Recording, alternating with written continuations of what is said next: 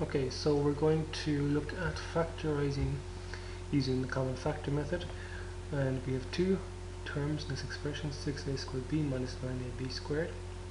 What we're looking for here is the common factors of each of those two terms. Okay, so that's why it's called the common factor method, and we're going to start off by just looking at the first number, that's the number there, 6, in each of those terms, 6 and 9.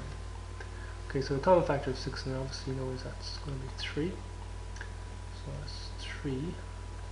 Okay, and the next thing we look at is in alphabetical order. We look at the A's first, so we look at the A's in this guy and the A's in that guy. And you can see that there's one A that's common to both. There's 1A times 1A there, and there's an A on its own there. So the next thing we're going to write down next to 3 is this letter A.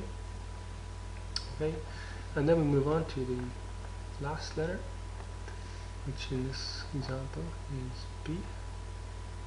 And again, we can spot that there's one B on its own in the first term, and there's 1B times 1B, giving B squared in the second term. So that leaves us with 3 times A times B being a common factor. Okay, so then look at what is left behind when you take out 3AB from the first term there.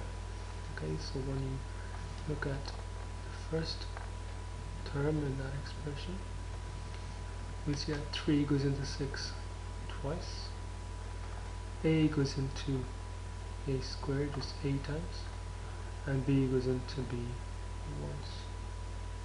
So you can cross it out. Okay, in the second term, 3 goes into 9 3 times, A goes into A once, and B goes into B squared, just B times. So what we're left with there is we're left with 2 and A in the first term, and 3 and a B in the second term. Don't forget there's a minus in between. So finally we can write down that the factors are not common. 2A minus 3B. That's